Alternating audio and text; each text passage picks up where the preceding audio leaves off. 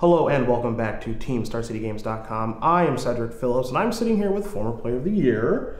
And yeah, it's got a pretty good facial hair, better than mine, unfortunately. Brad. Okay. I was wondering if I had a name. I mean, I'm going to get to it. Brad Nelson, he does have a name, and we're going to discuss his deck that he played in this tournament because you've seen Team Star City Games' deck. A lot of people are playing the Mono Blue Master of Waves deck. A couple of people are playing Black White, Pat Chapin and Paul Reitzel, but this guy is the lone wolf. You are the lone wolf, my friend, and unsurprisingly, you're playing green cards. Now, I know on Star City, you wrote a premium article that said, play this deck. Yes. And that was like basically your first take on red-green. Yep. And now, we've updated pretty well. Yeah, we've kept going. Ever since that article, I've still just been like playing a ton of green-red.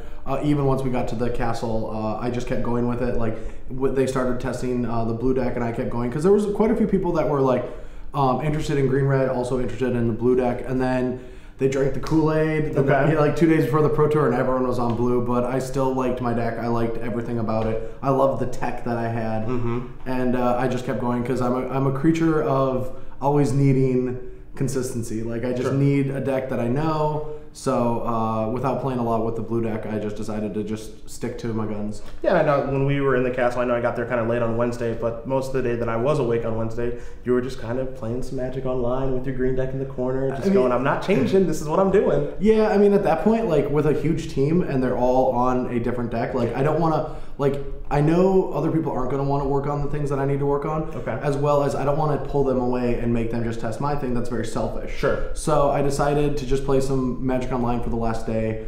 Hope it doesn't, leak or spoil anything. And just, I did that for a while. And I was pretty comfortable, so I quit, a day before and just like hung out. Okay. Well, I mean, things are going so well so far. He's sitting right now. You're sitting at X and 3. Yep.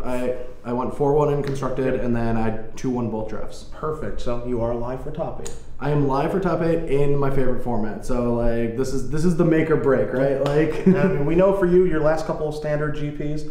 Top 8, top 16, top 8. Now we're in standard Pro Tour. You're 4-1 there. He's got a red-green deck. He likes his animals, and we're going to go over a couple of them. Now, there's some new cards from Theros that are definitely in this deck. There's Xenagos, there is the Polukranos, and then there's Stormbreath Dragon. Let's start with the Planeswalker. You're only playing 2 of them, but this is more of the splashy card that people are wondering how good Xenagos is. How's it been for you so far? I mean, it's not supposed to be insane. The thing about Xenagos that a lot of people, actually just red-green in general, people overvalue the Planeswalkers, which make them undervalue the deck because they always want these Planeswalkers to like come into play, draw them cards, gain a bunch of advantage, but that's not what your Planeswalkers in green-red do. They're there to give you tempo boosts, like to force your opponent to do something they don't want to do. Whereas like a lot of people try to put their Domri into play early and start getting card advantage, I'll want to use it to fight. And that's what Xenagos is there for. It's like a Hunt Master card where you play it, you can get like a minimal amount of value out of it, force your opponent to kill it, which you're fine with, and then take the edge. Like you can make a 2/2 and they might send everything at the Xenagos, and then next turn you get your extra mana for your dragon. You also have a 2/2 in play. If they can't kill it, then it can like tick up and start producing a bunch of mana. But for the most part, its best matchup is against like blue decks where it just fights Jace. Like if they go Jace tick down, it's a way to kill it right away. It's just constant pressure against them. It can't be Wrath. And then it also, in a pinch, it fights Demon. So I have a 3rd copy in my sideboard, mostly to beat Desecration Demon, just to give me a very good answer to that matchup. Just taking tokens, be able to tap it every time? Yeah, you're not gonna like win the long game doing that, but like it just, those extra couple turns to get something going, it just really does a good job at that. So there's Xenagos. We're going to some monstrosity creatures. One thing that Xenagos is going to help, we'll start with the dragon first. We'll go to the Hydra in a minute, I promise. But Stormbreath Dragon is this card that, a lot of people compare to Thundermaw Hellkite. There's some similarities. There's also some differences here. Protection from white is obviously very relevant. But how has that been so far for you? It's been awesome. I think that the dragon, mostly themed with my deck. We'll get to the theme. But it works really well with how my deck interacts with the other cards. It also, the pro white is huge. It's like a good way to block creatures in like the green-white matchups. It just gets damage in right away, and it like mortars and like black cards are like the only way to really deal with it. Unchecked, it just kills people with monstrosity, and I love that it lets you do something with your extra land. So sure, it's not as good as Thundermaw Hellkite, but it is a very good card in this deck, and one I would never cut a copy of. All right, gotta ask, how many monstrosity activations so far? Like 1, but my matchups have all been like green-red or Naya, like a lot of other mid-range matchups, which I'm also very good in. Okay. Well, he only has one monstrosity activation there. Hopefully he's got some more with Polukranos, the World Eater. 5/5, there's a lot of competition for 4-drops in the red-green decks. A lot of options. How many Xenagos, Ghor-Clan Rampagers, Polish Crushers, a ton of things. You've gone with the legendary creature, the Hydra. How's that been? Oh, you mean in the sideboard? The Polukranos. Oh, the Polukranos. Yeah. Okay, yeah, he is a Hydra. Yeah. He just doesn't say it. Anyway, sure. I went with 4 copies of Hydra or Polukranos because the card is insane. I think like people are like not playing as many copies because it's legendary. Yeah. And I don't like that logic because once it comes into play, if you have another in your hand and then you get to untap with it, it has the ability to be a mana sink too. Okay. And that ability is really relevant a lot of times, especially when you don't have to fight. Like I keep telling people when I just activate it and they're like, what are you fighting? I'm like, nothing. And they're like, well, you have to fight. And I'm like, this is not Fight Club. Like, you can just pump your guy and that's all you have to do. Okay. And that's just a relevant ability, especially when you attack into a demon or something. But he has been just the best 4-drop on the planet. Like Selesnya Charm is like one of the only ways the other aggressive decks can deal with them. He's very Desecration Demon-esque against the control decks where like, sure, it dies to a Doomblade, but if it doesn't, it's a 5/5 on the board and it's huge.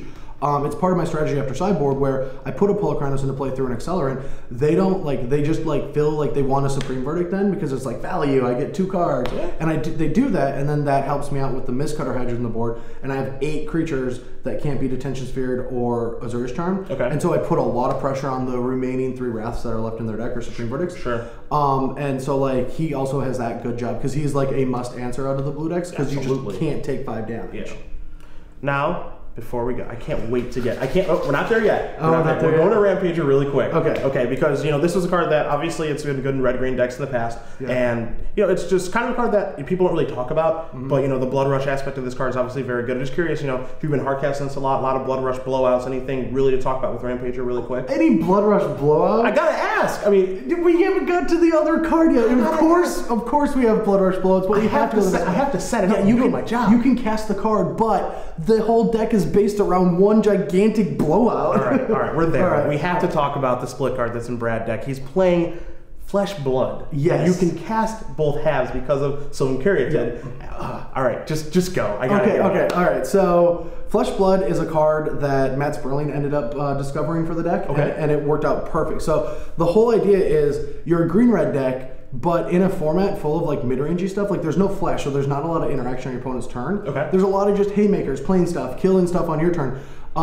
So when you have a creature that gets to attack for a turn, if you ever have Ghor-Clan Rampager and Blood in your hand, the game is actually over. Like yesterday, my opponent played a turn 1 Shockland Elf. Later on, I attack him with a Polukranos and he doesn't block, and I'm like, that's enough. I had Ghor-Clan at Dylan 9, Blood 9 to his face, and he just like, his jaw was on the table. Like, he's just like, that's just not a real thing. Okay. That's so awesome. Yeah, and it's such an amazing ability to have this reach. And the math of just a normal draw also works out where if you just like interact with your opponent, play a Domri, play like a Polukranos, you're interacting, but you just Dragon hit him. Okay. And put him at 16, and your opponent's like, okay, well I can't interact with the Dragon, so I'll just play a guy and attack you down to like 9. You're like, untap Ghor-Clan Blood, you're dead. It's just one attack, put them at 16, that combo kills them. And so like I'm able to just kill people out of nowhere, especially against these Nykthos decks where each player, like their deck is mono sorceries. Yeah.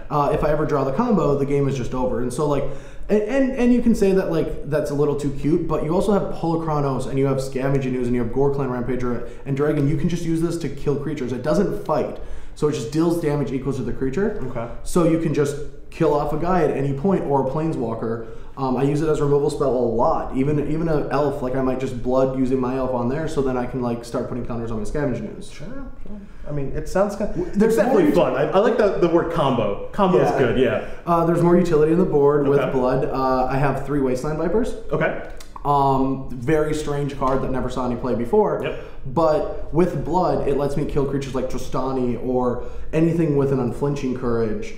Any big monster that these mid-range mirrors have. Like not only can the Wasteland Viper like come down on defense and just block, and then like against mono red for instance, like I can just block their 1-drop with that. Then when I get to 4 mana, I can play my Ooze and make it a 4/4 before anything happens. Because 2 creatures traded. Now that's something that most green red decks didn't have like that set up against red, where there would be like 1 creature, you'd eat it, they'd lightning strike. Sure. Whereas now I get to set up my Oozes because more creatures go to the yard. But in the bigger matchups, it works with Blood and Domri to fight bigger creatures. And the unbelievably awesome thing you can do with Blood Rush is you can attack with a Polukranos, you can Blood Rush it with Wasteland Viper, and then every single X in monstrosity is lethal damage to a creature because it's now Death Touch. And that's a huge blowout that also happens a lot, especially when Polukranos gets to untap a lot in the matchups where you want Wasteland Viper. Yeah, because those are more of your mid-range mirrors, right? Where you're going to kind of put in that effect, and you're kind of Haymaker City, but people don't really have really an answer to like kind of what you're doing, but two, like I can't imagine that people are expecting this interaction at all over the course of this week. I mean, I was just blowing people out left and right. Like I got to do some very dirty things with like not only Wasteland Viper but like fusing, and the blood portion of Flesh Blood. But yeah, like Wasteland Viper has just been like my MVP because I did play 2 red-green matchups and 2 Naya matchups. That's awesome. Another card that we did mention in your sideboard really quickly was Mistcutter Hydra. Yep. Now, it's kind of funny because Team SCG is playing this blue deck, but so obviously that wasn't the intention, but there are other people who are playing it too in this tournament. I think there's 3 teams total that are playing that blue deck. Yeah. Actually, I was up to 3 Mistcutter Hydras before the team even like started committing to blue. Okay. And I moved to 4 because I was trying cards like more Planeswalkers, more Destructive Revelries, more like Rorik Thars. I was just trying any combination of cards to beat control decks. Yep. And then I like tried Mistcutter Hydra and I'm like, oh, I can cast this literally whenever. Yeah. Like it's just very flexible magic card. And like Hydra's never, like X-Hydras never really were a thing before, but this has haste. This has protection from Azorius Charm, Detention Sphere. It attacks Jaces. Like the best thing about my deck is it just attacks Jaces all the time. Yeah. And so they can never get that advantage. Also, like in some mid-range matchups, even like Black-Red, where they like will read the bones and Thoughtseize and stuff, and they can really do a good number on just like dealing with my early pressure, I will board this card in because they can't interact with the top of my deck. I have 8 Hasties. Sure. Like I just like always am constantly like on the top of my deck and just win the game. Yep. And so like it has been a very powerful, way better than I thought it was going to be. Okay. Also very good against mono blue. We actually we made the joke that when we ordered cards for our deck, I said put 4 more Mistcutters because it's the only card I needed. Sure. And like the one guy making the order like for like the team deck is just gonna be like, that is a jerk. What is he doing? It's so rude. But it actually turns out that it's just pretty good in multiple places, so that's nice. Yeah, but it's also not even that good in that matchup because it's so fast and haymakery. It's good, but it's not like insane. All right, last but certainly not least, a card that I think you came to Wednesday when I got to the castle. I was playing Moto on my computer. He was playing Moto on the couch on his computer, and he messaged me online, and he's like, "Hey, do you want to play?" And I'm like, first of all, you can talk to me. I can take my headphones off. But then after that, he says, Skarrg Guildmage is really, really good. Yeah. So, all right. So this is obviously the Guildmage for Gruul. But okay, 2 abilities. Yeah. Why is this one good? Okay, so it's a better threat against control decks than Ooze. Okay. Whereas like if it's in play, any Planeswalker like Ashiok, Jace, or Chandra all like can die to this card. Sure, those so it's like the backbones of those decks. Yeah, but the biggest reason that I have it is against Elspeth. My deck is very loose to Elspeth. Like that's a very good card against me.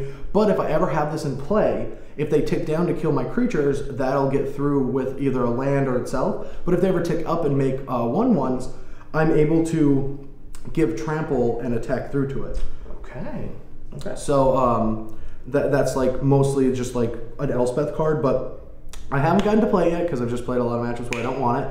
But I do feel like if I do play against that in the rest of the tournament, like it's a very good card. It's interesting, like you mentioned really quickly, how it's like an answer to Elspeth, because a lot of people look at Elspeth as, if I'm able to get the Elspeth and just like on turn 6 cast and make 3 guys, it's like pretty much over. Yeah. And it is for a lot of aggressive decks, but this is nice to actually, 1, have a hedge against that card, but 2, as you mentioned, it's just better than Scavenging Ooze in that matchup. Yep. So you're actually able to just upgrade completely in the sideboard. Yeah, and it's just like a creature. It's also a mana sink, same with like the hammer. Like I bring those in matchups where they have a lot of Doom Blades because I just need things to do with my mana. I don't have Mutavaults. I don't have anything else like a Grove of the Guardian or anything. Like I just like will draw extra lands that I don't need anymore and need something to do with them, and I only have dragons for mana sink. So it's nice to have this thing where if I do just end up drawing a land, I can either sack to make a golem or I can just make a bunch of 4/4s attack.